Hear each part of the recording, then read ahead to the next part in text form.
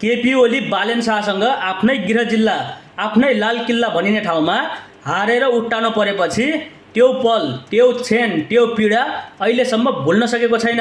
एउटा कठपुतली सरकार, नक्कली असंवैधानिक सरकार बनाएर त्यसले चुनाव गराएर सब कब्जा गरेर बोल्न नसक्ने स्थिति बनाएर 3 घण्टा नभइकन उठ्ने रङ लगाएर यस्ता धेरै तमासा छ। यसो गरेर एउटा नक्कली चुनावबाट सरकार बनाइयो। ओ केपी ओली, तिमी हारेर उट्टानो परेको 5-6 महिना बितिसक्यो, अझ पनि त्यही झझल्को आउँदैछ। अझ चुनाव यस्तो उस्तो गरेर हराए रे।